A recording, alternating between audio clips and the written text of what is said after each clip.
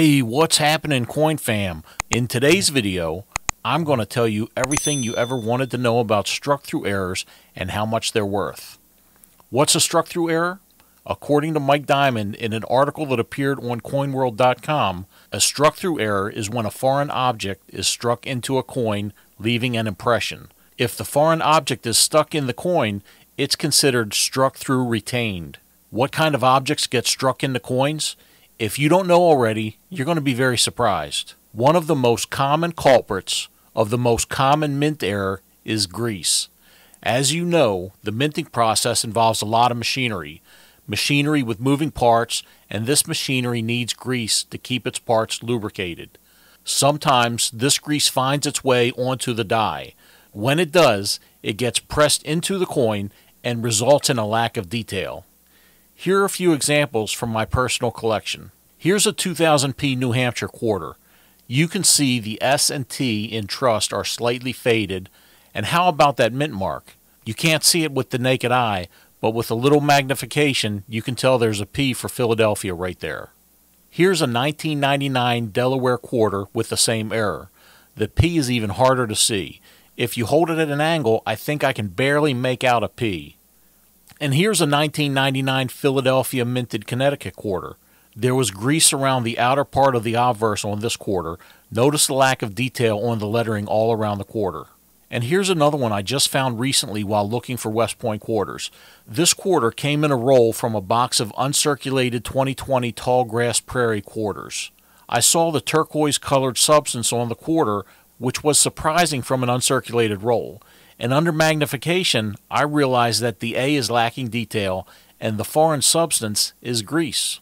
I have more of these in my collection with different denominations, but let's get into some other struck-throughs and how much they sold for on heritage auctions. Here's another struck-through grease on a 2000p Sacagawea dollar. You can see missing detail on the R in Liberty as well as the last digit in the date. This coin sold for $13.80. Here's a 1980 Philadelphia minted quarter. This is another struck-through grease, and this one was graded Mint State 60 by Annex. This is another one with a lack of detail near the edge of the coin on the obverse, and you can't see the mint mark.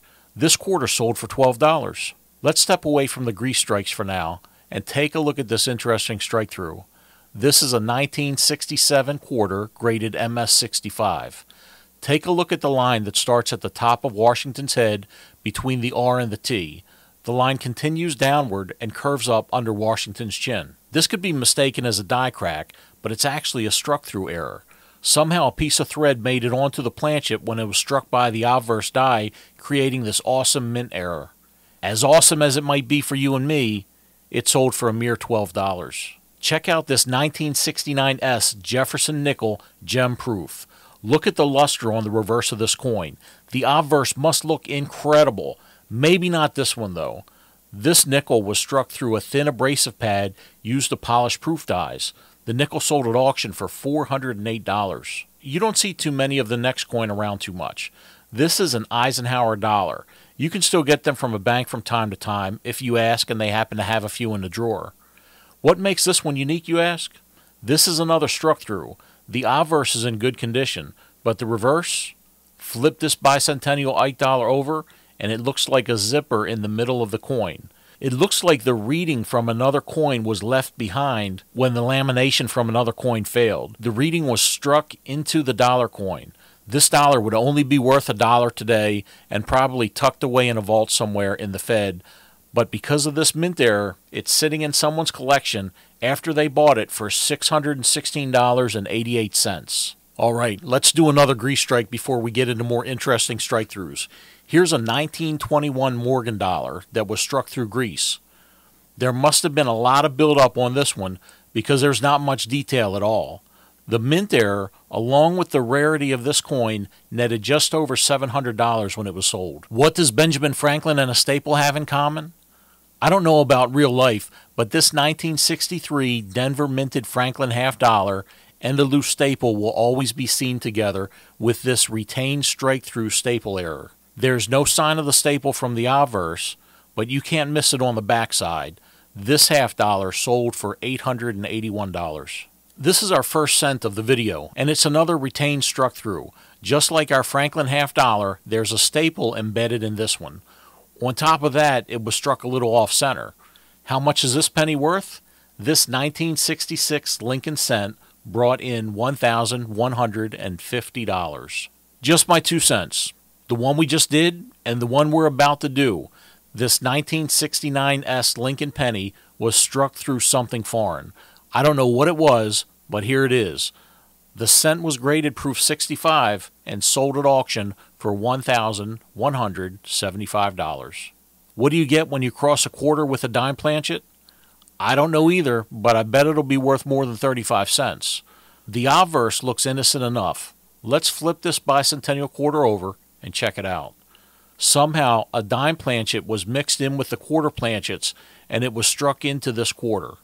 At first glance, it looks like the planchet is still embedded in the quarter, but it's not. You're looking at an indentation. If you look closely enough, you can see the faint outline of the drummer boy. I wonder what happened to the dime planchet that received the bicentennial reverse.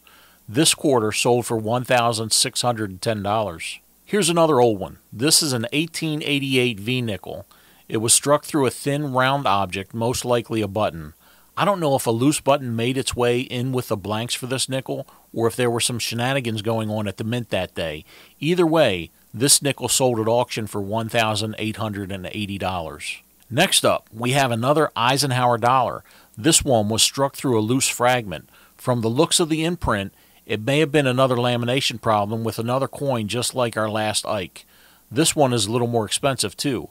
It came in at $1,920. A 1943 steel cent. These are a favorite of collectors. They were only produced in 1943 as a result of the war effort. The reverse looks pretty normal, except what appears to be a die crack at about 3 o'clock and 11 o'clock.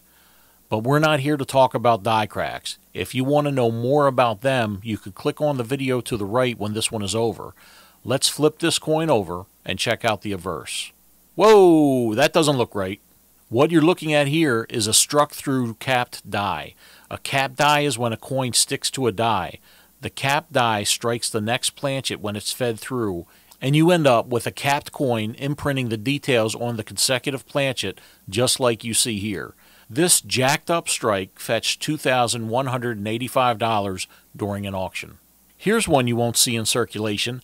This is a 1999 Gold Eagle. It has a face value of $50 and weighs in at 1 troy ounce. It's almost 92% pure gold. This one was struck through a coiled up piece of thread stuck to a die face. This coin had personality to begin with, and the thread just added a little bit more. This coin sold at auction for $2,585.